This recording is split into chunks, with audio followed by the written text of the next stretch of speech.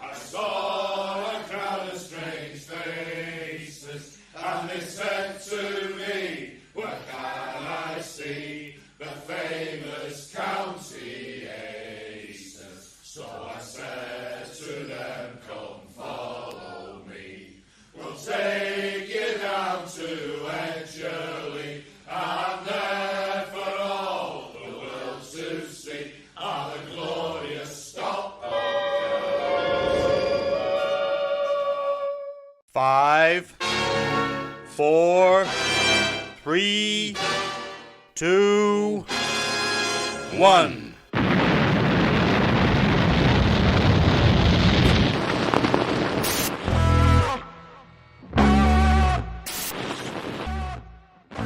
On the edge of the box is Madden. Madden trying to manufacture the shot, gets it away, it's there! Oh my word! What a goal from Paddy Madden! The Irishman strikes again! And is that the goal that's going to send Stockport County back into the Football League? It doesn't matter how they broke up, but I always wonder, like, as Taylor Swift at some point said to Matty Healy, like, what does your dad do? And he's had to explain, like, Auf Wiedersehen Pet and Benidorm to her. Just that's been on my mind for weeks. That has. Hello and welcome to the Scarf Bagara War, with you on a weekly basis, smashing through the glass ceiling of county news, views, and opinions, and looking, acceptable while doing it. Yes, every Wednesday we vigorously go at it from 7 p.m. onwards, leaving your upper half coated in bitter but creamy county content. Joining me, Nick Lee, it's a man who hasn't a clue what I'm on about on account of him being all innocent and that. Yes, it's the very innocent and the very chaste Russ Johnson. Oh, chaste, that's a good word. Hello, Russ. Hello, mate. How are you? Yeah, I'm good. Summer's still here, just about hanging in there. I thought you were going to say hot girl summer again then. No. Yeah, I should offer some clarification on that. I'm the hot girl. People don't seem to realise that, yeah.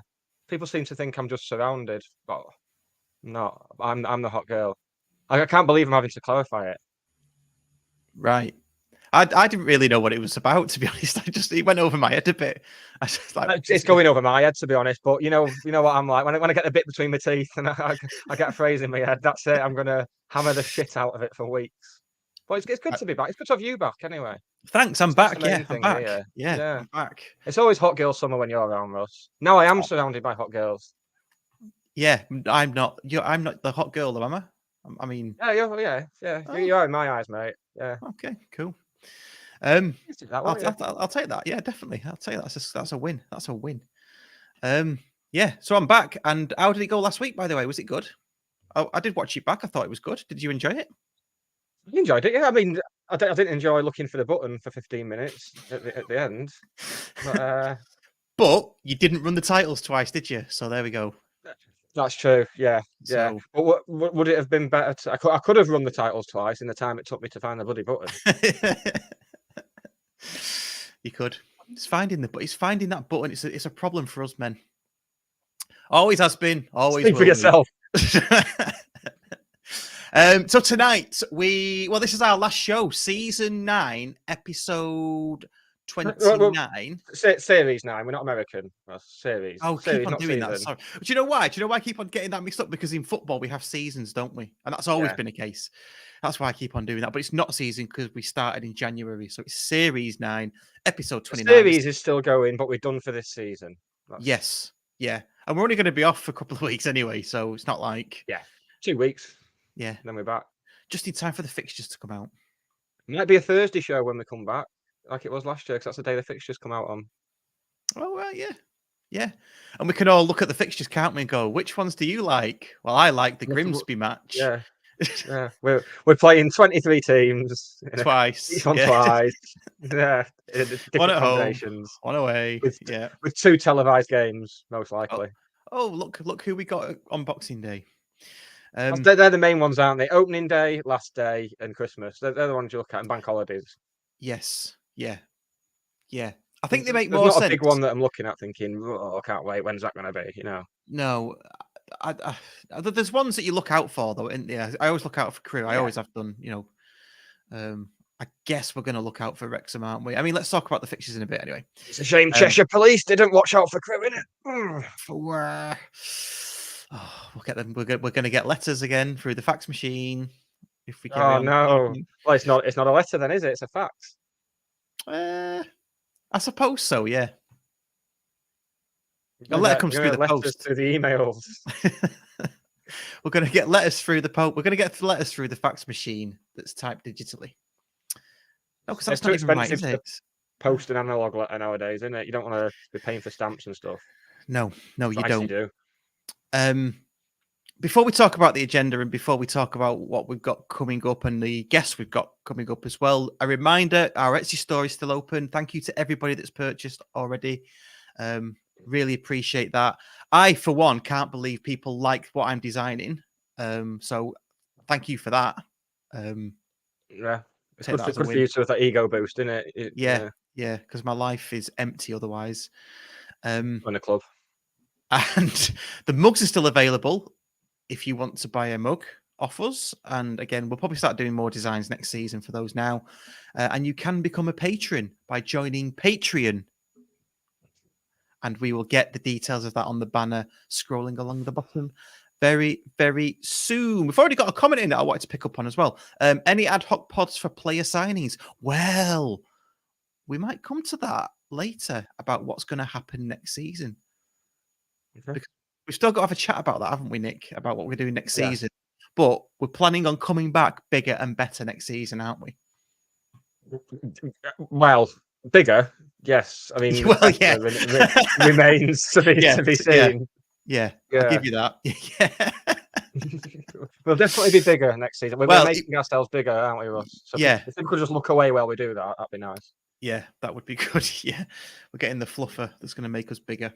The digital fluffer, the podcast fluffer. I've said fluffer too many times there. Right, on tonight's show.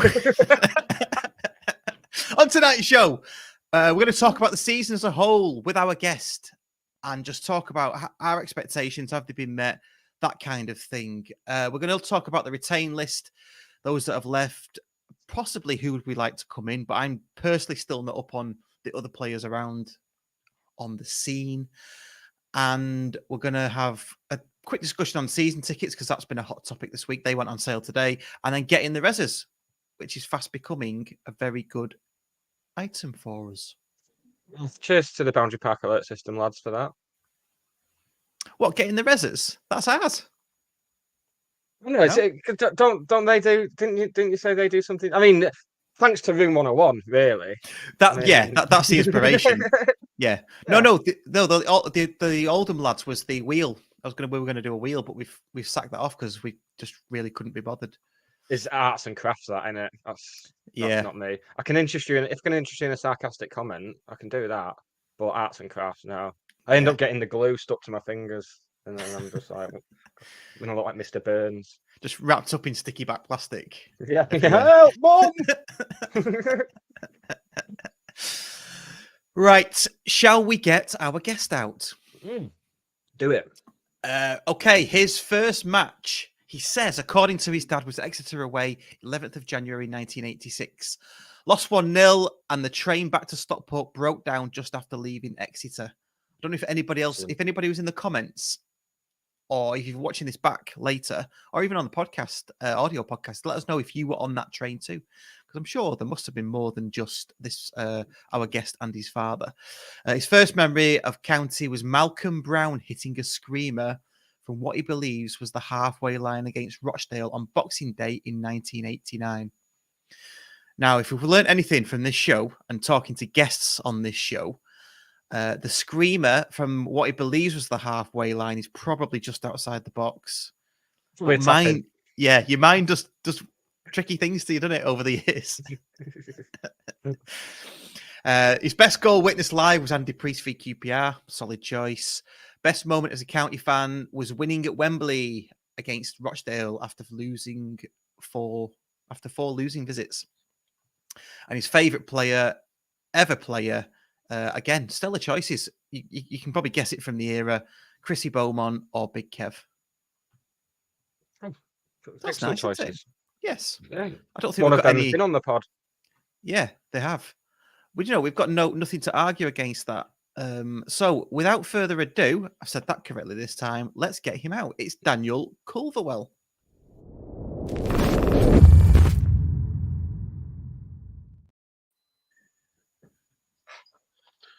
Evening, chaps. Evening. You okay? Yeah, not too bad. Good, good. Did I get all that right then? 'Cause I literally just read out. Yeah, like I say, in my mind as a 10-year-old, that shot from Malcolm Brown was actually in his own half. I remember it was alongside the family stand or the Barlow stand there, and I just remember it going straight into the top corner like an arrow. So, but like you say, there'll be people that will actually put me right and say it was only from 18 yards or something like that. Yeah. Except the reason why we say that is because Dave Espley, many years ago on this podcast, went to watch County against United away. Terry Park scored that goal, and he said it felt like it was like Maradona at the time. He came from his own half and ran with it all the way into the box and scored. But when you actually watch it back, he picked it up just outside the 18-yard box, and then it's weird, isn't it? I was the same. I'm the same with Louis Cavacco's header against Southampton. In my mind, that was always like a diving header from the edge of the box, but it wasn't. It was like penalty spot. Yeah. Still a great goal though. Yeah, of course. Yeah, Given that. Given that. Yeah, absolutely, absolutely. Some stellar choices there. We'll talk about that later, and yourself later, and how you ended up in East Suffolk, which is piquing my interest. We did talk about Norfolk off air, didn't we? And I was hoping you were from there. Norfolk Digital. And just to say as well, we did get a tweet earlier to ask if it was Daniel that we had on from Lowestoft, and yes, it is, because I didn't know. So your fame precedes you. Probably the only person who was happy to see Lowestoft in the National League North at that point. Because it's weird, because I obviously going to County at that time. The only time there was no streaming or anything like that, so you had to listen to John Kieran. And I used to go and watch Lowestoft if I weren't at County, and I'd have the headset on, listen to John Kieran. So I used to go to Lowestoft quite a bit, know the chairman, and it's lovely community friendly club. When we played Stockport at Edgeley Park, which we lost, I actually came on the players' coach with the chairman and the players. So when the coach pulled up outside Edgeley Park, they're all the Lowestoft players get off in officials, and I get off in my County shirt, which obviously raised a few eyebrows. But obviously, I have to get on the coach on the way back after I think we lost 2-0. So then with Danny Crowe having the game of his life, which was, they were nice about it, but I did get a little bit of piss taken out of me on the way, 5-hour way home. You said there was no streaming at that point. I think there was. It was the tears of County fans having to play Lowestoft. Probably. Well, it was same again. I mean, it shows you how low we went, and obviously, but Lowestoft at that time were playing their peak as well, and they've not obviously got to that sort of peak. They've I think they've fallen sort of 2 divisions or maybe 3 divisions below the Conference North now, and they've sort of really struggled. But they were one of them teams that the season they got promoted into the Conference North, they actually was told they were going to play in the Conference South, budgeted for players to be round about the London area, and then I think 3 weeks before the season started, told them, no, you're now in the Conference North, and it sort of, all the players they signed for travelling, a bit like what Barrow do, completely went out the window for them. So, it weren't good for them, but fair dues. Not matter to us now, though. No comment. But because similar things happen this season, there's a lot of clubs like putting in complaints and appeals and stuff about what division they've got. I think this is the most unbalanced, like Division 6 that there's been ever, and it's just absolute chaos down there at the moment. Good to be out of it, isn't it? Yeah. It must be hard for him. But yeah. So back to us, back to County, back to this season. What have you made, Daniel, about the whole season? Has it met your pre-season expectations? Give us your full synopsis. I mean, I was just happy to be all I ever wanted while we were non-league is to be a football league club, self-sustainable, and to be that family-friendly football club as we used to, advertise that we were, and that's what we are. As long as we're competitive, we'll always have a chance. I never thought we were going to go through, get automatic promotion, or, I didn't think we were going to be a Wrexham and, be Billy Big Bollocks about it all. I was confident, and I thought if we're competitive, we have a chance, which is what the season has turned out to be. Even at the start of the season, where things weren't going right, nobody's given us a footballing lesson. I don't think No. this season. For me, the worst performance I thought was the Crawley away one, just for the goals that we conceded. Um, and apart from that, we've had a bit of bad luck. I think a lot of it has been naivety. But I know the hard part is, I think the hard part for Challoner is managing expectations. But I think for the first season back in the Football League, I think we've done really, really well, and we know that the recruitment will be a bit better. Obviously they've highlighted things like obviously last season the pre-season wasn't correct for them, and you can see that in the fixtures they've arranged this season. They're a bit more of a higher caliber and more of a test for them. So I'm confident that they'll pull out a signing out of the bag like Wootton that we just didn't think was going to happen. We all thought Wootton was going to Portsmouth and places like that, and they managed to pull that one out of the bag. And I think they'll do it again this pre-season. And you know, we might lose 1 or 2 games, which I think all teams do in this division. But I think, same again, I expect there'll be a point in the season where you'll put a 15-game run together, and that'll settle us off up the table. And and we very much, once we got that momentum, which same again, when Challoner came in, once we got that momentum, we know we're on the run. Then we it's very hard to stop us. Or just unfortunately, obviously, I think it was just 1 game too much this season, and that's the steam ran out, players' injuries, and stuff like that, which is unfortunate. But yeah, for me, cracking season. Just happy to be back in the Football League, proper clubs, proper coverage. It's nice to see us on like Sky Sports News, little things like that, Yeah. on Yeah. the ticker and stuff like that, and and you just feel like a proper club again. What about you, Nick? How do you feel Yeah, about it all? same as I think I mentioned it last week, but as soon as it went to extra time at Wembley, I made my peace with the fact we weren't going up. Well, we're not going to win 2 penalty shootouts in a week. It's very rare that you get a winning goal in extra time. And yeah, as soon as the penalties were over, I was all ready to go again next season. I mean, it's fine margins again. If you look at the start we had, even if we picked up just a couple more points during that poor start, and then you start looking at like Mansfield at home, where we conceded that 95th minute equaliser. Salford at home, we conceded an equaliser, and it's Stevenage just that close. away. But Stevenage Yeah. away, and you just think it's. We had injuries throughout the season. Obviously, Horsfall had that month or 2 out, like right around the new year. Southern Hales obviously got injured for the whole season.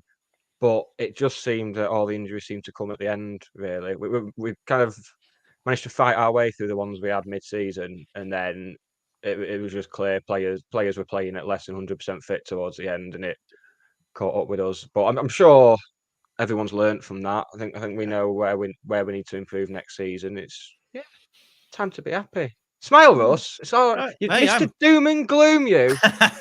I still think there might be 1 or 2 players that leave the club in the summer that will be, like last season with obviously Keed and Palmer and stuff like that. That'll, that might shock a bit. But I trust what he's doing, and know that whoever leaves, there'll be a better player coming in. Yeah. So who do you think? Who do you think that? Give us some names. Go on, give us some names. Who do you think? I think Southam Hales. I think Carl Niles done such a great job. I don't think if Southam Hales wants to play, he rather has to learn how to play on the left side, or he's got to accept that his appearances are going to be off as a sub or very, very limited, or he's going to add something new to his game, like say, or being able to play. Stay if fit. you could, if you could have a player that between Ryan Rydell, with the foot of Ryan Rydell, but with the pace and taking on players of Southam Hales, you'd have a superstar. You know, so I think Southam Hales will struggle to get in there. I mean, we all thought Sarcevic was on his way out, and then he that playoff, Yeah. he just come out of the bag and fit, and didn't expect him to play that, and same again, didn't expect him to play. Obviously, all the time and the minutes he did at Wembley. Same again. Like I say, I just wouldn't be surprised. Obviously, Hussey's gone already, which was one that I was hoping that he would stay, because obviously he did add a bit of quality and calmness and stuff like that. But yeah, Southam Hales is definitely one I would be. But same here, if Sarcevic left, it wouldn't surprise me. Even Paddy Really? Madden, yeah, he wouldn't. It just because you same again even with Paddy Madden, he's now, what is he, 33 at the moment, 34 next. It just wouldn't surprise me that they would have to bring in somebody looking at long-term replacement, if Tanto's that long-term replacement for him, or somebody else. And it depends on, same again, the players, if they want to be part of something, or the main man, if they want more game time, they might not get it. Collar's another one. Obviously, there's lots of rumours about Collar all season, really. And same again, if a bigger club, as in a championship, came along for him and it was the right money, I personally think, and it suits the club, I personally think it's a good thing to let him go, because that then advertises to the other players that if you perform well at this club and a bigger club comes along and that opportunity is better for you, then as a club we will help you, move you along and get you playing higher up the divisions. And that's might be an attractive thing for players to come and play for us. But same again, wouldn't be surprised. But same again, I trust what the club's doing. If somebody goes, and so it was the same with obviously the players that got us up into the Football League. We all moaned about, I thought a bit worried about it. But in all fairness, the players that have come in and replaced them have all been a next level up to what we had originally. Yeah. I mean, there's a difference, isn't there, between players moving on for their own progression, like Will Collar. I mean, we've said on this podcast for a long time. I have as well. I reckon he'll go for 7 figures. I might be a bit of a stretch, that, but I still think he could do. I think he'll go on to play higher. I think there's a difference between players moving on like that and players moving on sideways, which is what has happened in the past. I wouldn't expect anyone of the players that are going to leave to move sideways. I think they'd all move down, probably with the exception of Ben Barkley. I think he'll go to Carlisle. Do you think? I don't think he will, because when you look at it, he didn't actually. He only tended to play for them when they had players out injured. He wasn't a first choice. I think I could see him go into a League Two club, maybe. I don't know. I don't think he'll be with us anyway, because he's had. I won't say he's had like plenty of chances under both Rusk and Challoner, but he's clearly not fancied. And I think defence is an area where we looked, so even towards the end of the season when we were struggling to score, defence was where we looked decent. Yeah. So I don't think there's too much. Left centre back will do me. Yeah. Well, strengthen there. He played left centre back under Rusk, didn't he, Barkley, to start with, and the problem was he's so right-footed that he ended up being the trigger point for the press. They all knew, let him pass it to Barkley. As soon as he gets the ball, they just swamped him. He makes a mistake, they get the ball, turn it over. And that was the problem. And like I say, on the right side, you've got Akil Wright, which is, for me, absolutely probably the outstanding player of the season from where he's come from, and no pre-season because he was injured. You obviously got Lewis, which I think Challoner really, really rates in there as well. You've got Byrne and Horsfall. So, like I say, the only position really that's up for grabs now, obviously Hussey's gone, is that left centre back. Yeah. Ethan Pye? I think he'll get more game time. Yeah. He'll get more game time, but I don't think he'll be that number one, dead cert. Same again as Johnson's gone as well. For me, that says that they've got somebody signed Lined and up, done, yeah. lined up to do. And like I say, Yeah. normally I think most players are on holidays now anyway. I know some clubs are obviously announcing signings and stuff like that. Christian Dennis has gone to Tranmere and stuff, but obviously the way that County like to do it, they always like to announce it with a photo and in the training kit and outside the training ground and stuff like that. So obviously if players are on holiday, they'll wait till they get back from their holiday and do it the proper County way that they've done it in the past. So I expect, like I say, once in a couple of weeks, once players start coming back, then we'll start seeing sort of players that have already lined up coming in. Have we agreed that Quigley, Crankshaw, and Ethan Ross will leave the club? It's Yeah. pretty, even though they're still contracted. Expect them to go. I'd even expect them to be just their mutual agreement. That they're not even a case of we don't want a transfer fee. You can here you go. Yeah. Mutual agreement is a lump sum. Just find yourself a club. You just delegate stuff like that to your director of football, don't you? Just say unwanted, sell or release. That's what I'd do. Yeah. Whatever. If we well, we're on it already. So the ones that remain under contract, we've spoken about quite a lot of them actually.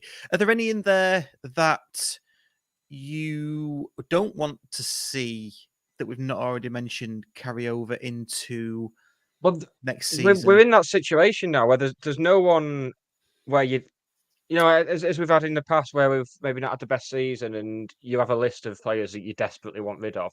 There's no one you can make a case for everyone staying. I mean, I wouldn't be surprised to see either Sars or Paddy go. One of them. I would not be surprised, especially if we are going to carry on playing the same system we have been, then you're looking at Wootton and probably either Tanto or Jack Stretton up front with him, which would possibly see Paddy dropping back, as he's mentioned he would before. I mean, he's probably the best passer at the club, so in the final third, number 10 position. Yeah. I was surprised that they didn't give, once Wotton got injured, they didn't actually give that role more to Hippolyte. Yeah. Because I thought, Hippo. I thought you could say because I thought Hippo could. He's a tall chap. He's strong. He can turn. He can hold the ball. And I'm just surprised. Even at Wembley, he's giving him that front man, top of the tree, outlet to hold up the ball and stuff like that. Because there's been times where, like I say, even the Barrow lost game, we didn't have a plan B. It wasn't working. Normal County years ago, when we had players like Jim Gannon and Matty Bound, the centre half would go up front, and I was expecting, like I say, Horsfall or Byrne to go up front for the last 5 minutes in that Barrow game just to get an equaliser, just to get back in the game. But we don't seem to do that. We stick to obviously the formation, the rigidness of what it does. So yeah, it's the same end. I think there's lots. Rydell, I think there's more to come from him. Not with his set piece, but just the way he attacks players. Like I say, if he could start attacking players like Southam Hales does, I think he will get up the next level there. He's then looking at a championship player easily. We all know he can cross a ball, but the problem is, my personal opinion is, he knows that he's really good at crossing a ball, so he does it as a first option all the time instead of getting his head down and beating the man or trying to get to the byline. He's always just looking to whip that ball in, and sometimes it's not the right option. But yeah, I think there's more to come. Camps. I think Camps. There's more to come from Camps as well. Yeah. I think there is. Hinchliffe. Same again. Yaros. You could admit, I didn't think he was a bad goalkeeper, but once Hinchliffe got his opportunity again, he kept it. How long can he keep on going for? Because I think is he 37 now? But you just don't. That's not old, That's 37 is not old. No, I'm 42. Look at me. How long have you got, Russ? How long have I have to look at you for? I think he's younger than that, Ben is, though. I think he's 36. I thought he was 36. But... He's 35. Yeah, he's the same age as me, then. Oh, you're 35? Whoa. I'm 36 in 3 weeks. Yeah. Jesus. I Right. know, don't look it, do I, love? Let's move on. Dave Schofield has put a few comments in, but I want to bring this one up. We desperately need another target man. We do. Or do we need like a Chris Sutton type player? You know, one of those ones that can play in defence and up Yeah, front. well, that's what I say, because you Jim Gannon, I remember Matty Bound they got from Southampton. Same again, there used to be loads of them sort of players, like say Chris Sutton, I think Not these Paul days, though. Warhurst and stuff like that could. But yeah, that's the thing. I think you look at that county squad as well. We don't have players like Chrissy Beaumont, where Chrissy Beaumont could play 4, 5 different positions on a pitch. There isn't that. Hippolyte. Hippolyte is a utility player. 55 appearances this season, both him and Croasdale. Yeah. Yeah. I think that's superb. And I think I'll throw a wild card in. Oh, go on. Hippolyte as left centre back. I mean, I think he could do it. We've said it on this podcast before. He could go in net and do a good job, couldn't he? If we needed him to. Yeah. The problem with Hippolyte as left centre back, he will give you heart attacks because when he gets the ball at the feet, he's going to run, and before you know it, he's going to be at the other byline trying to cross the ball in, and leaving that big gap at the back. So I'm not saying I think he could do the job, but there'll be times where we know he's we've seen it with Akil Wright where he's sort of gone past the halfway line and he's got to the 18-yard It's a box. nosebleed. It's like getting nosebleed, and you're going, okay, it's now time to pass the ball and run back quick as possible. I think a job for Hippolyte in the future is the British ambassador for Grenada. That'd be good for him. I'm sure he'll be delighted. Yeah, he'd be able to do that as well. He'd be able to do that. Has Hippolyte not played more games than Croasdale then, because he's got his one international in? Yeah, that's it. Yeah, he's got an international game in as well. He's got another couple coming up as well. Cheshire Senior Cup. What if we're talking technicalities? No, we dropped out of that, didn't we? Oh, did we? Oh, I didn't even notice. There's 2 tin poppers now. Yeah, we pulled out and left a right mess. The theme continues. We don't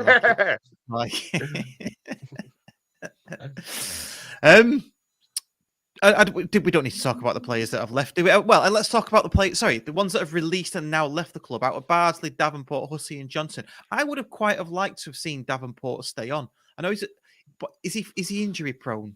That was the main thing. The main feedback we got from Blackburn fans when we signed him was just that he's constantly injured. It seems to have. I think we've got enough players who seem to be a bit injury prone without adding more to it. I think. Because he did look decently played. I think if Croasdale didn't do his step up to this level, I think that might have been where Davenport would have come in. But I think because we've seen that Croasdale's took to League 2 really, really, really well. You've got obviously Akil Wright that can come back up into that position as well. So the same again, he's just not going to get the game time. And like you say, if he wants to play and be, one of the names every week, he's just not going to get it or get into that team. Yeah, absolutely. But Bardsley was a very strange one, wasn't it? It was a nice little. He had that great game, Walsall away. Nice little publicity thing, great what he did, giving his wages to her. And then we have Walsall at home in the cup, and he got absolutely turned inside out, and that was the last we saw of him. I can only think I'm not a fan of these older signings. I want to see us bringing the age profile down a bit. I want Well, didn't we had the least amount of minutes on the pitch for under 23s this season? Yeah, something like that. So we definitely need to bring it down. But it's one of them ones, so you don't know. Obviously, Challoner must like something he saw at the training ground. So I always think, what does he offer around the training ground? Yeah, it's not just on the pitch, is it? Clearly, yeah. And then, like I say, because same way, you can tell there is a big change in attitude and the environment that obviously Challoner is set out compared to what was there with Rusk. And things like, like I say, injuries. We we don't know who's fit and who's not. Nobody can tell me they expected to see Sarcevic on the bench for that Salford playoff game. As far as I was concerned, his season was over. I thought he was, and like I say, I thought he was over, and that was it. We're not going to see him again in a county shirt. Yeah, but, same. Yeah, yeah. I think that was part of the problem, though, as we alluded to early in the season. We were playing players that weren't ready to come back yet. Yeah. So yeah, I think the Barnsley thing as well, from a club perspective, it was zero risk. He was back up for right centre back or right wing back. It's zero risk because his wages were going to charity, and it's one of them where he's good to have around. Yeah. Well, I love that whole good person to have around. Like, does he bring sweets on like the coach or something? Well, I think yeah, definitely. Yeah. With Bardsley though, I think my way of understanding it, I think he would have played for free, but the union won't let him play for free, so he had to take a wage, and therefore he said, "I'll give my wage away," because he wasn't allowed to play for free, and otherwise the players' union would have him left, right, and centre for it. But same again, I'm at the point where honestly, even the left field signings that Challoner makes now, as long as Challoner and Clint Hill and Conlon's their signings and they're bringing them in, it might not be my choice, but they've obviously seen something in it. Obviously, if the signings are being brought in without Challoner's okay on it, then I'll start getting worried about the direction. But personally, I've got I've got all faith in what Challoner is, what I've seen so far, and what he wants to do and where we're going. That, like you say, it's just about managing expectations and enjoy the ride. Yeah. Another player we've not mentioned, obviously we mentioned Ethan Pye coming back from a very successful loan in the National League. When we had, Gazendo was asked time for more game time for Cody Johnson, because when we had our live show with Dave Challoner about this time last year, we asked, Cody Johnson was one of the people we asked about. And he said the plan was for him to stick around until January, playing the pizza tray games, and then go out on loan. He's had a successful loan spell. So, do we think it'll be the same again this season? He'll play in the cups, maybe get on the bench a few times, and then someone like Altrincham, Max, he's proved himself at National League South. So, I'm hoping it's one of them ones. Like Altrincham in the next place. I'm hoping he actually, same again, like Ethan Pye. He's actually, we don't send him out on loan. They're on the subs bench week in, week out, and they're getting game time. We can get him on for the last 10, 15 minutes.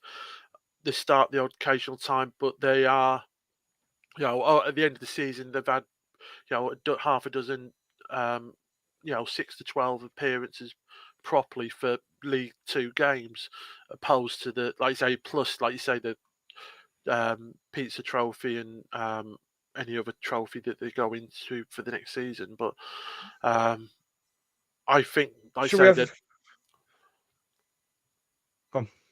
think that we know they're good. We know they've got potential. For me, they need to be tested at higher levels. It's, like you say, we've seen I think they can do it at National League level. We've seen that they're good enough at National League level.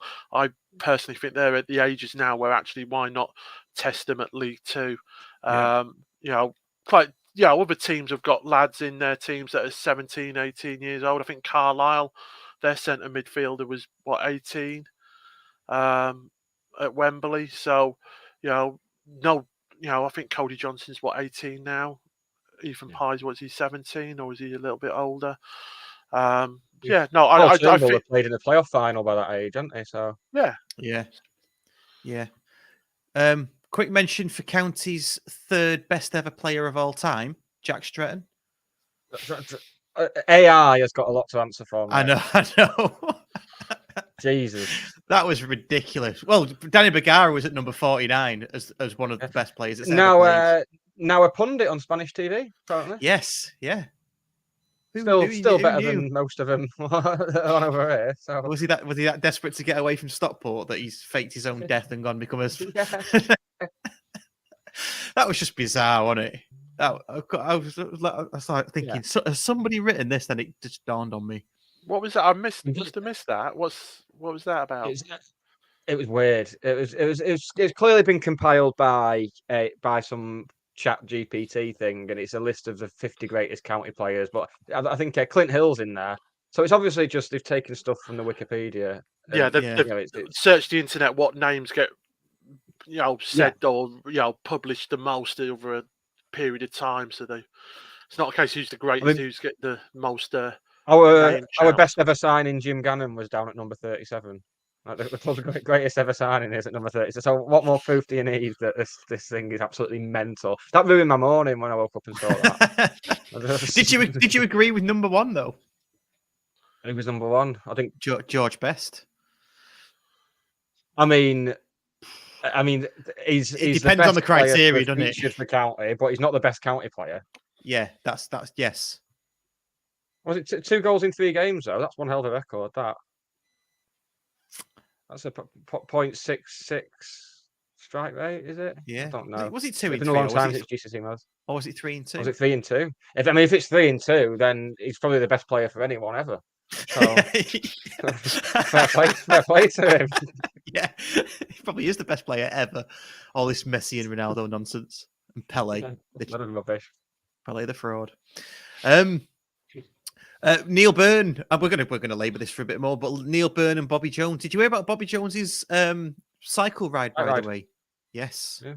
All He's behind stealing your that. thunder, isn't he? Yeah, bloody hell, cheeky sod. So he's another one. Are they going to go with Bobby Jones as the number 2 backup, and if there is an injury, then bring a lone player in, or? It's an interesting one, the goalkeeping situation, isn't it? I think Hinchliffe he's definitely got another season in him. Yeah. Just swing back At round least. to that. I think he deserved. Yeah, He's got less miles on the clock as well, Hinchliffe. Considering how long he was part time for, he doesn't have the miles on the clock that other keepers of that age will have. If you get me. Yeah, I thought you were doing a trucking joke then. But okay. Nope. I mean, I can do if you want. If you want me Need a to dial service? back and Yeah. Yeah, go on, do a trucking joke. Come on. Nope. No, because it'll go into dead prostitutes, and it's not the time or the place. Save them jokes for my own time, thank you. Okay. Yeah, it's an interesting one that. Neil Byrne again been offered a new deal. I was saying again, I've liked him. I thought he's come in solid. It's down. I think it's down to saying again how much game time he wants and expects, and what Challoner can guarantee. I don't think, because the same again. If Horsfell's fits, if Ackles fit, and if he can't play as a left-sided defender, Which then he has, hasn't he? I think. Neil Byrne's Same- played as left-sided, has he? he has, but he's another one. The same again, got caught out because he's right-footed too Yeah. many times, and same again. Teams that do obviously decent scouting will work out who your pressing points are, and and same again. We've seen it with Akil, right? In fairness, where teams have allowed Akil to get the ball, they've allowed him to get up to the halfway line, and then as soon as he gets to the halfway line, there's 3 players that have swarmed in on him, and it looks like he's lost the ball. But but the realistic point is that they've allowed him to get to that point because he's the pressure point, and they've hijacked him a little bit. Yeah. And I think Burns, same problem with Barkley, a bit predictable on that sort of like wrong foot on that left side. Unless Challoner goes to 4 at the back. Which, if he does, that opens up the possibility of having Southern Hales as a right winger if he can stay fit. Yeah, which I'd be fully on board with. When he was at Hartlepool, did he play 4 at the back? Was that his preferred option? Oh, we asked him that. He certainly did. He certainly did at Files. He said he doesn't have a preference, didn't he? Yeah, he did. Files, he certainly thought at the back. Yeah, he said he didn't have a preference. Yeah. It's weird, isn't it? Do they match the preferred system if they've got one to the players, or do they do it the other way around to get the best out of them? Interesting, isn't it? I think we've done the team to death, to coin a phrase there. Should we move on to season tickets? Because 45 minutes has gone already, and that's Amazing, isn't it? There's a European final on in 15 minutes. Yeah, and I wouldn't mind watching a bit of that. So what we'll do is just have this little message, and then we will move on to the season tickets. If you're watching us on YouTube, please like, share, and subscribe. And for the audio podcast, please rate, review, and recommend us on whatever podcast player you are listening to us on. Cheers, thank you. There we go. And if you didn't know, we're part of the Talksport fan network. Ooh. So yeah, And you're nearly award winning as well. And you're nearly, yeah. You have to open up that. And we're going in for this year's, aren't we? We've had our email this week, haven't we, Russ? Yeah, we have. Yeah, we are. We're going to go in for it again. So Murdoch gives us money away from Rowetta. Yeah, yeah. We'll retweet that picture. Oh, well, I'll wait for it to come up on Time Hop, and then I'll put it out again. Yeah.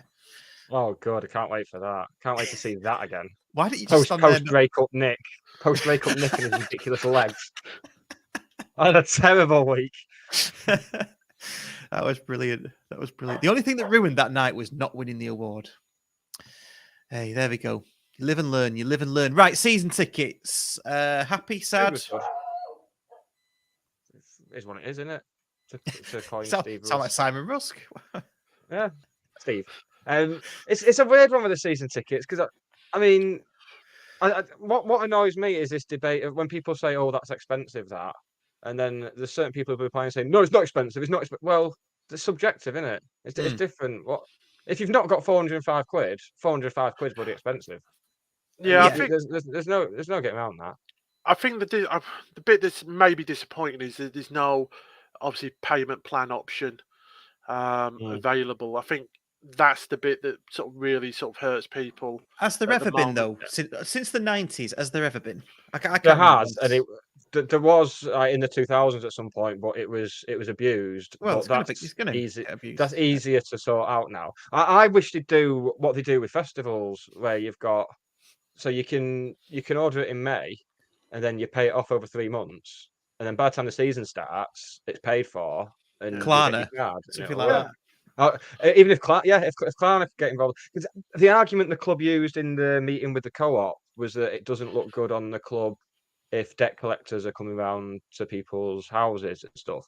But if that was the case, then like Sony couldn't sell TVs in case the people couldn't pay all the installments, and then it doesn't look bad on Sony if someone buys one of their tellies and can't pay for it, and then no. I mean, even a bit more of a community thing, though, isn't it? With county, if county debt collectors are going around houses in Stockport asking, it's a bit more close to home, isn't it? Sony's just a faceless. But if they did the payments over 3 payments, say, if they obviously miss the payment, they just cancel the season ticket, so they can't get it. Well, there is that. I mean, it's easier now with that. Whereas with the books, you still had the book, didn't you? Yeah. You could So yeah, I suppose in that respect, yeah, it is easier. Yeah, I'm not considered that. I'm glad the club have actually listened to people's complaints about the small window that was originally given. Yeah, and they've extended it because that would have been ridiculous. But it's the type of thing you could just do straight up. It's common sense, and maybe it should have been done straight away rather than waiting for people to complain about it. But all in all, with the prices, I don't think you can. We've wanted a rich owner, a rich benefactor who's willing to not just put money into the playing squad, but everything around and the community. We've got that. You can't expect him to do it all. That's just a fact. Like we've got to do our bit as well. And we're getting a higher level of football for it. Probably have another cup run along the way, and we'll be up there at the top of the league, selling out every week. So can't really argue with it. I renewed mine this morning. There's a little bit of the website wasn't great again. Someone's already commented about Rezzers and the website. Yeah, well, funnily enough, that's what I'm putting in this week. Oh, is it right? Fair enough. Yeah, especially when you look at other clubs. I mean, I had a look at the Gillingham one last week at their ticketing website, and it's absolutely 10 times better than County's one. In all fairness, it was a little bit weird because you had to register and it wouldn't work. Also, because I was renewing mine and my lads, and my lad's mate comes along as well. We started dragging him along to county as well. He'd never been to a game of football before in his life, and we took him to his first game, which was Solihull away, and he absolutely loves it now. So we bought him a season ticket last season, and he comes along, Harley. But obviously he's gone from 13 to 14. So when it comes up to renew, it still had him listed as a child's ticket, where obviously it should be a youth. So I had to ring up the ticket office and get them to process. Otherwise, I could have got it cheaper, obviously, but it'd be robbing the club a little bit of money. But yeah, so I did mine over the phone, no issues really. I think it was 555 quid for mine, a 13-year-old and a 14-year-old. So Yeah, but I agree with largely with what Hannah said last week. I think clubs, it should be based. We shouldn't look at other clubs and compare ourselves. I don't think because it's a case by case basis. It's all about supply and demand. How many people get in? I think we're limiting the number of season tickets this season as well. I think you have to anyway limit. You have to have a certain amount available for walkouts, but Right, it seems to be going above and beyond that, and limited which is unheard of for county, I think. Anyway, you know, I don't think what was it 5,500 we sold last season. I don't think even if they didn't limit them, I don't think we'd be going above that anyway, because that was off the back of post lockdown and people wanting a more authentic football experience, which you can't argue with. They've got it. They've got it for what they paid, and they'll continue to get it again next season. I got our season tickets. Last season was the first season I got season tickets because normally I just buy tickets when we come up for games, but it was getting so hard to actually get a seat where you want to, or sit with family and my dad and stuff like that. So, and also away tickets. We go to probably more away games than we do home games throughout the season, and it was getting to the point where getting away tickets was, you would have to. It was like getting tickets for a concert or festival or something like that. You had to be on there at the time it says, and as we know, the website would crash, and it was just an absolute palaver trying to get general sale tickets. So I said, we'll just get season tickets this year. We'll be sat with my, dad and family and stuff like that, where we know where we are in lower tier 4. So it's just a lot easier on that aspect, but. And same again. We all know that there's going to be redevelopment at county at some point, and when that redevelopment happens, that the capacity is going to be reduced. So tickets are going to, if they're hard to get hold of now, it's not good. It's going to get worse before it gets better. Yeah, no, it is. Yeah, and people will find a way as well. Claire Jeff says people are getting 0 to 5 wants to get away tickets as well. So. If we're going to flag up Claire Jeff's comment, can we flag up she agrees with everything Nick has said? Just I'd take that with a pinch of salt, to be honest. No, I wouldn't. But...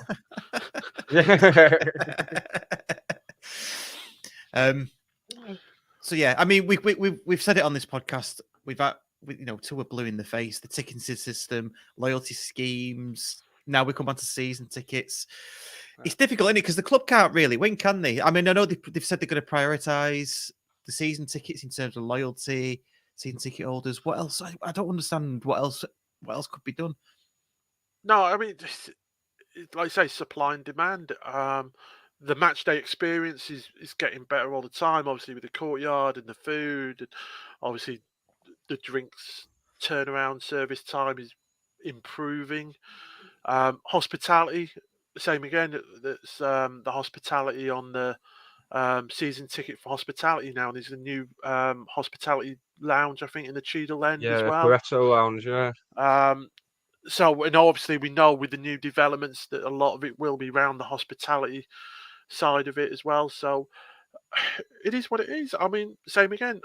I'm just happy to be a football league club again, and if when we go into Colwyn Bay and North Ferriby, and they said, right, you can be a football league club, but your season ticket's going to cost you, 400 quid. You just, there you go, take my money.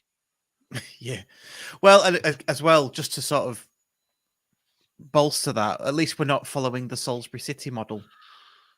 Let's just think about that for a second.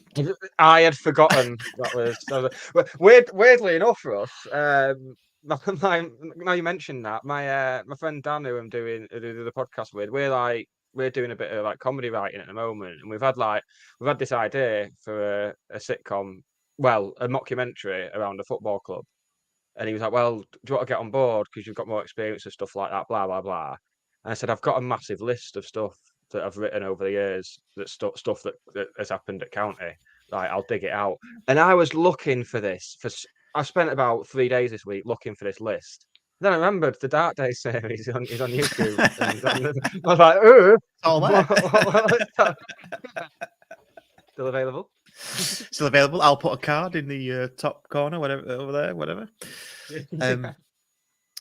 Good stuff. Good stuff. Right. Time is motoring on, so let's briefly talk about you, Daniel. So you started going in 1986, which I mean that's a long time ago. Even before I started going. Before I was born. Even before you were born. Oh. What I want to know is, well, we've spoke about you. You started going in January '86. Somebody did post before. I think it was Gazendo about the Exeter. Was it 2-0? The match of Exeter, or was it definitely 1-0? Because he reckons it might have been 2-0, and he remembers the train breaking down. But don't know. I don't know. I can't. I can't remember. Okay, no worries. How did you end up supporting County? Or how did you end up in Lowestoft? Well, I was born a County fan. It's as simple as that. Basically, my dad's a County fan. My grandparents were County fans. My uncle's a County fan. All my family are County fans. So yeah, born a County fan. And stuff like that. So yeah, I was a County fan. Lived in Stockport, Greg Street.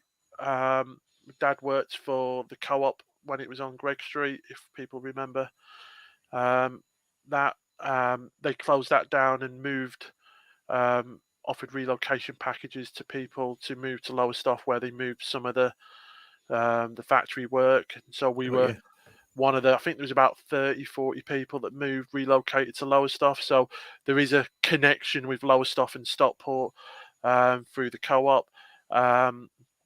And that's where I've been. So we moved down here in 1990 when I was 11 years old.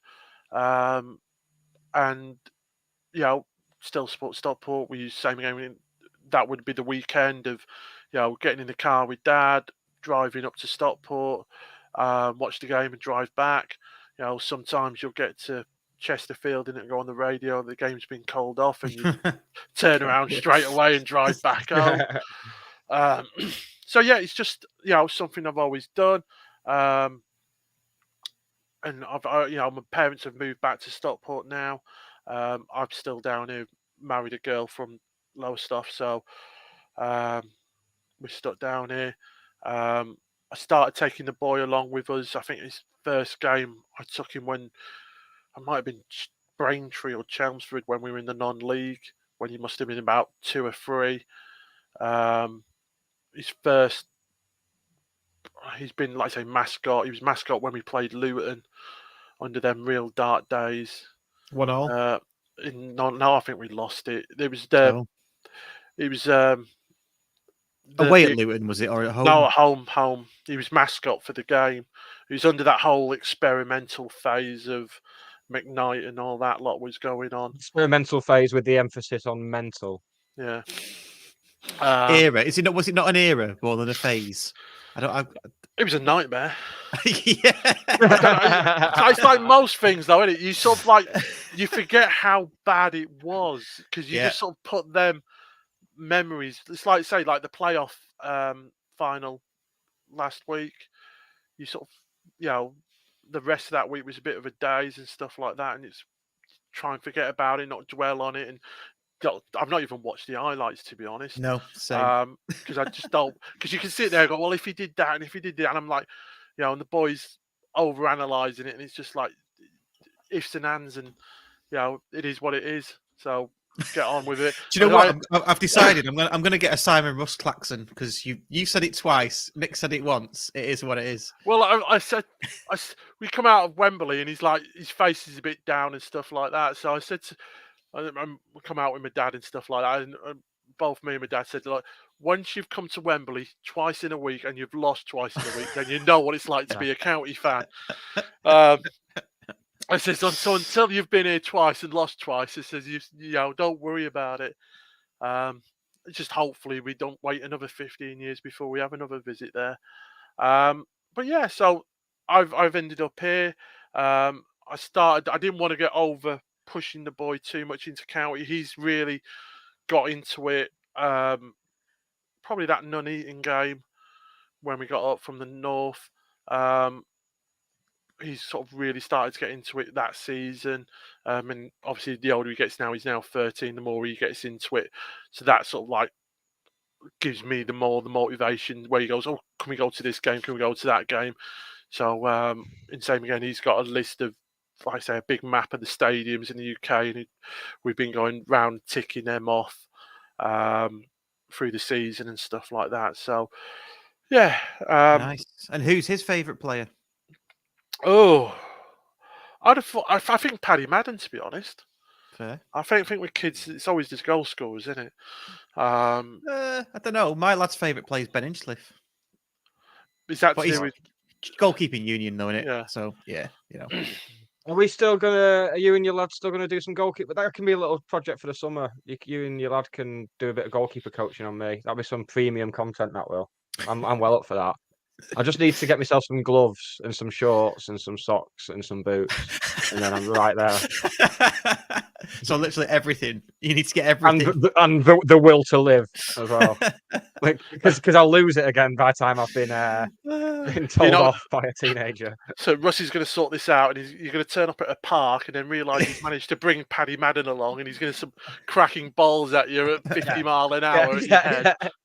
That's too hard. That hurts. Yeah, so I'm not going to be a goalkeeper.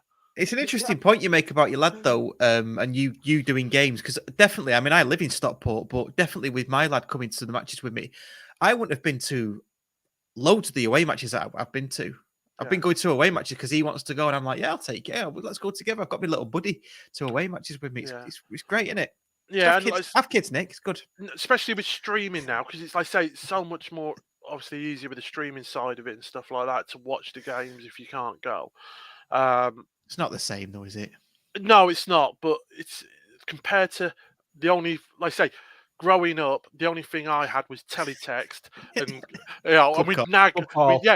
Well, that's it. We used to nag Dad to ring club call, and obviously, near like when there's like 2 minutes left or something like that, and we'd be looking at the watch thinking, well, it must be time now, and ring club call to get that update. Or you're looking at teletext and pressing the button so it'd refresh the screen on teletext all the time to see if there was a change in the score. Yeah. So things like, I mean, same again. As daft as it was, that this Coca-Cola semi-final against Middlesbrough, it weren't even on Sky. That semi-final. It was on TV, though, was it? Was it on Summit? No, it wasn't. The first leg was on Sky, but the second leg they didn't show it. Really? Yeah. It's definitely on TV. I watched it on TV, definitely, because I cried. Yeah, definitely. I was there because I was puking up. Because I had too much full fat Coke. Because they just came on the coaches. They just give you free Coca-Cola. I know, yeah. Do you know what? I can't have full fat Coke because it hurts me. It rots me guts. I got through so much of it on Saturday with my post Arctic Monkeys hangover. You know, when we got back to Stockport, I had a cry in McDonald's. I had it all. Cause with my 3 cheeseburgers and my mayo chicken. I just sat there like, I've not seen him for 10 years, and that was really good. So so I had to go McDonald's again yesterday to make up for it because I didn't get to enjoy the one on Friday night. Fair. What a life, eh? You and your full fat Coke, me and my multiple burgers. What a pair. Right. Should we think about wrapping it up? And what I mean by that is getting the reses. We haven't still not got a clip for this, have we? Getting the reses. I'm getting on. This is. I'm going to have it for when we come back. Okay. And Claire just asked when we're coming back. It'll be a fortnight tomorrow. Yes. Are we definitely doing it? Have you decided it's Thursday? Right. Okay. I'll have to put that into my family calendar and make sure that my evening is clear. Well, if there's any problem, I'll do you a note. Okay. Cheers. Yeah. Yeah. Before we do get in the reses. Shall we just play the clip of one of the best moments of this season? Because I think it was this Yes, season. please. I've been doing that. I've been waiting for this. And let's do this. County's unbelievable historical record here at Valley Parade looks to be continuing. Oh, terrible slip by Songo. What on earth happened there? He lost the ball about 5 times there. It's utterly bizarre. That's the strangest thing I've ever seen. Just glitched almost. Glitched. So yeah, apologies to the audio listeners there, but that was the footage of Bradford player that basically You don't looked even like... need the footage. No. The commentary that's probably the best bit of commentary Yes, John and Liam have ever done, I think. And it looked like it just looked like the controller had been disconnected. You know, we could have won at Wembley, and that still would have been the highlight of my season. Couple of things on here. Fan Hub League results. Yeah, well, I'm going to have a look at that soon, and before the new season starts, the winner of the most travelled fan, I think, for the season we'll probably get them something as a prize. I couldn't check in at Wembley because, well, you heard all about my reception woes in last week's podcast, and spent far too much time in the gents' toilets, mate. I was sitting quite high for like the last 5 games on the Fan Hub for all Stockport County fans travel, but then obviously I missed the Carlisle game because it'd been a midweek in a Carlisle, and that just completely zonked me out. Yeah, that'll do it. Gutted. Claire Jeffs, can we start doing 8 o'clock? No. And you've got to be in bed with your toast and your Horlicks at half 8. Exactly. 42-year-old, got to get to bed early, up for these rides. Also, I forgot what I was going to say now, Claire. Divvy. Now I'm calling me a divvy, not you. What was I going to say then? Oh, it's gone. It's completely gone. Anyway, get in the reses. Right, get in the reses. Daniel, what do you want to put in the reses, mate? Well, I've got 2 things. The first one's quite easy. Drop balls. I want a drop ball where the referee drops it. I thought you were talking about adolescent males. No. Go on. Yeah, sorry. Where 2 players are kicking each other's shins for 10 seconds, and then the ball comes out, where it's all manufactured now by the referee, and the referee says, "Well, I'm going to drop this ball, and you're going to kick it to him, and this and that." Just give an indirect free kick or a throw in, and just let the game go on that way. So yeah, drop balls is my first one. The second one, which will be a bit controversial, is changing 3 new kits every season. Which really writes me. I understand, obviously, with County, when we were changing manufacturer and sponsors and stuff like that every season, because they would have to go round to the Dog and Duck and try and get some money out of them, and nobody would sign up for more than a season because they didn't think the club would be there for more than a season at times. I understand that at this point, but if we're sticking with Puma, and if Vita is going to be the match sponsor, do we need 3 new kits? I've got a boy that wants all 3 new kits plus the special kits. So that's 4 new kits that he's eyeing up. He wants bought during the summer period. And when they're like, and he's a big lad for a 13-year-old, he plays rugby. So, he's in, XL size shirt. So he's in an adult size shirt. And then 45 quid a shirt. It's soon, it's silly money.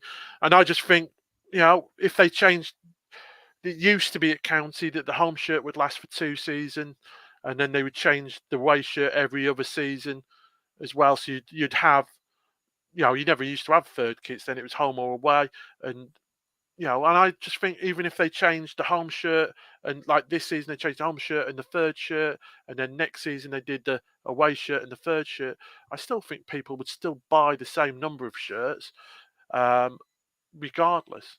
But that's the only thing that's on a parenting and obviously cost of everything else. It's just why do we need 3 new shirts every season? And it's not like they're bad shirts either. It's not like, that everyone hated them and nobody wants to buy them. We've had some real shocking shirts at times, but I think, same again over the last few seasons. I think the shirts have actually been sort of spot on. Yeah, I'll definitely chuck that in the reses. Chuck both in the reses. Yeah, both of your choices. Have you got anything for getting the reses this week, Nick? Yeah, well, future ticketing's popped up, but I don't think anything needs saying on that. Referees coming from big cities. Gone are the days where it was Graham Paul from Tring and David Ellery, the Harrow schoolmaster. Now you've got Anthony Taylor from Manchester. That's What's the that all problem. about? Because Google, in it, they can find out where they live and probably, that's probably the reason why, so they don't find out exactly where they are located. And Lowestoft is the type of place that a referee should come from. Like I said, Lowestoft's the place where old people come to die, though. I mean, some of the referees we've seen, I'd be quite happy. Yeah. Can we send referees to Lowestoft to die? Well, yeah, but it's a weird. Like I say, there is. I'm trying to think. I thought there was a referee that came from this way, but yeah, it's the problem is the same again. You've got Norwich, you've got Ipswich, and they're still 40 miles away from Lowestoft. It takes me 2 hours just to start the journey, just to get to Newark, and Kings Lynn and stuff like that. So it's such a nightmare this way. Do you know what I miss? And I think there's a Twitter account that does this. Is it Brian's Gun? Brian Gunn's. Oh, Brian's Gun.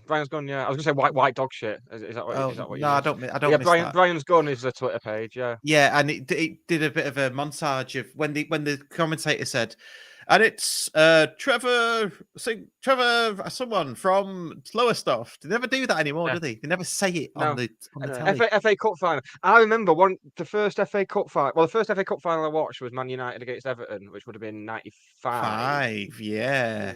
But then 96 was Liverpool against Man United. And I can't remember. It might have been Dermot Gallagher or David Ellery. Well, no, I would have remembered if it was Ellery because my TV would have got put through. But it was the referee getting off his coach at the start, like before the game. And the interviewer said, "Oh, who do you support?" Like, you won't hear him. You can't even ask a referee a question now. You can't get anywhere near him.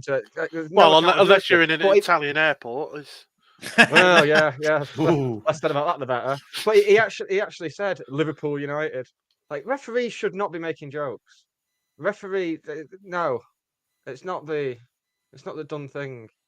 But I was convinced for years that he said Manchester United, and it was only when I saw a clip back a few years later I was like, oh, he said Liverpool United. It's quite diplomatic, that, yeah. But it's shit banter in it for a referee. I bet referees like cheer when someone drops a pint glass in the pub. Is that type of? I bet referees are on, like, when there's a Facebook article about Ryan Giggs or John Terry, the referee will be like commenting, going, "He shagged his mate's girlfriend." It's that low level banter that's already been done. Don't like referees. Let's get them in the Is Mike Dean the only real sort of one that's sort of come out saying that, obviously because he's a Tranmere fan? Is it Mike Dean? Yeah, I like Mike Dean. Is he the only one? Does that make him a bit more human, a bit more, like you say, because he's actually come out and these videos of him actually celebrating goals and stuff in the Tranmere end, that you sort of think, well, actually he understands football. He's not there as just a PE teacher that's doing it for a bit of extra money. And there's another referee who's got a record shop as well, and I can't remember which one it was. But a recent Premier League referee, and he retired to open up a record shop. And I think, yes, this is the new age of referee. I bet they all do yoga and stuff, don't they? You see, yoga and that. I think by talking like this about referees, you are discouraging young referees to want to be referees because you're doing this in the public domain, and therefore the situation will never get better. If anyone's listening to what I say and basing their life choices on it, then they've got bigger problems than that. With that though, it's always baffled me why every academy, has to put every kid at their academy on a referee's course. because there's such a dropout. As we know, with players in academies, the actual percentage that actually go on to be a professional footballer is actually so small. It's unbelievable. So why don't, for me, they're always going about shortage of referees. Well, make every single academy player do other things like physiotherapy, referee course, and then you can go one step further to say that every football league club has to supply their referee to the community game in their local area, which would be the academy player. We could send 3 of them to referee a game and 2 linesmen from the academy to go and do a youth match and stuff like that. So if they don't make it in a football world and they're not a player, you've got, you might have someone, actually, I quite enjoyed that. They've got the skills. They might learn a little bit more about understanding and not having to go to a referee because they've been in that position as well. But it always baffles me, same again, why, that we're not actually something they can teach the kids at an academy level, actually do referee courses. Yeah, I'll be. Good shout. Yeah, because you don't get many. I think there was the one who used to play for Walsall who became a referee. Must be talking like 90s. Can't remember his name off the top of my head. But if there were more referees who actually played the game, I think that would make a difference. John Moss and his record shop's called Vinyl Whistle. How did I not remember that? That's like that's the best name, isn't it, for us? In terms of like music / football crossover puns, Vinyl Whistle is as good as it gets. Yeah, what a guy! I love punny shops. Yeah, I think it's great. I don't get your haircut at like a cut above or something. Well, no, I don't like. Hair today, gone tomorrow. Yeah, I just like the names. Don't go. I like there's a sandwich shop called Bread Brie in obviously Bread Brie. Yeah. So. I mean, if it wasn't, I mean, it just doesn't really work if it's Marple. Yeah, my getting the reses is something completely different, really, but it's still football related. It's podcast accounts that have what? Have I done something wrong here with our Twitter? No, podcast. No, it's nothing to do with that. No, podcast accounts that create their own awards and start handing awards out to other podcast accounts. These like ones that aren't really anything, and they go, and the award for best thingy, it goes to this podcast account. It's like, yeah, but you're a podcast account about football, and you're offering awards. It's really awkward that you should say this now, because we've been awarded the Golden Giraffe. Oh, that's lovely. Do you sleep with that? So no, my niece left it here. Lovely, like it. So I just bring it out as a shit prop on a mediocre Division 4 football club podcast. But that's what I mean. It's like that. It's like us having awards for other podcasts. So, like, the best League 2 podcast apart from ours. Well, we're going to give it to, I don't know, another podcast in League 2. I don't know, Rochdale AFC or something. I don't know. All Dale, aren't we? Oh, we're all Dale, aren't we? Yeah, exactly. We like Tom, don't we? We like him. He's a good lad. Not in League 2 anymore. That's beside the point. It's not his fault. Yeah, it's not his fault. But we wouldn't give them an award, would we? I just don't. Yeah, don't get it. Anyway, that's my getting the reses. Probably on my own with that one, Anna. No, I'm just any sort of friendship or camaraderie amongst football fans. Yeah, I can get in the reses. I like that. There's a lot of far too much niceness going on. After I shook hands with that Carlisle fan on the train coming out of Wembley, I felt sick. I was like, what have I become? Like, but as a bitter and vindictive individual, I have to take extra care not to appear bitter and vindictive. So, but we like our podcast mates, don't we? So, like lads from Wrexham and Notts County are coming up. Podcast friends. See, we get on. I don't think the Wrexham lads like us though. Well, because we beat him to promotion, probably. Yeah. No, just because we had the sheer temerity to mention Wrexham at one point when we weren't playing them, and they don't like that, do they? They clip it up and share it to all the Americans. That wasn't any of the podcast lads, was it? Was it? It wasn't, but they were arsey about it. Oh right, okay. They got arsey about it. Yeah, they got behind it. Right, yeah. Is They'll be that the clipping one this up as we fixture speak. you're looking forward to next year? Is that when the fixture No. list comes out? Is actually looking? Is It's that one you're dreading, or actually hoping that we? no, I can't be asked with the circus. yeah, I can't be asked with the circus either, and that's exactly what it is. But I am looking. That would be one of the ones that I'll look forward to because Wrexham away. I want us to right the wrongs of the 3-0 dicking that we got last season. And I'll clarify, I don't have as a club, quite like Wrexham, got a passionate fan base, they've got a decent sized fan base. I like Reynolds and McElhenney. It's the way the media are around them that's like I got a BBC Sport breaking news notification last week that was that Paul Mullin had signed a contract extension. Yeah. And Wrexham's retain list was another one as well. And it was FA Cup final was less about Man City and about Paul Mullin being the top goal scorer in the FA Cup.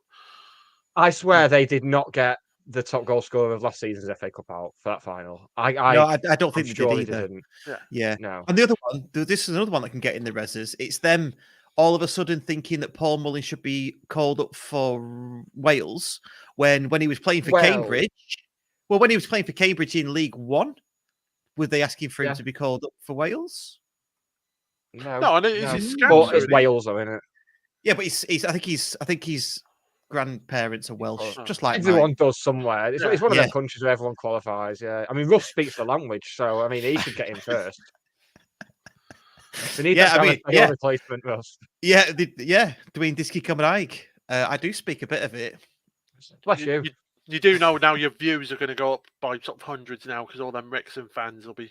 Yeah, well, they'll be clipping this. Anyway, we probably go stateside right now?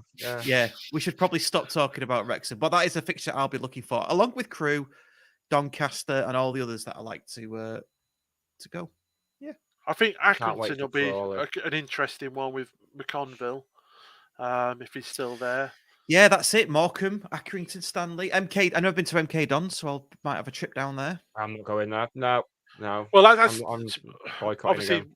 With me. There's I've obviously lost Stevenage, I've lost Northampton, I've lost Leyton Orient, so I've lost sort of 3 local ones. Colchester's now my next nearest one. Gillingham, obviously MK Dons isn't too far. So on there. So yeah, MK Dons is one that the boys already eyed up as well. I've just got a bit of clarification on that Middlesbrough game. Yeah, because you weren't in the Granada region, hence you wouldn't have got it on ITV. But we did. It's these little things that I love. And then I say, and there was no. Yeah. That's it. Yeah, and there weren't no regional, say, TV there. If it weren't on the Sky Sports, it was, like now you can get every regional channel you want from wherever you are. But at that point, Remember when the first leg got rained off and they put a film on instead? Do you know what film it was? It was the Poseidon Adventure. Oh, was it? No, it wasn't. Yeah.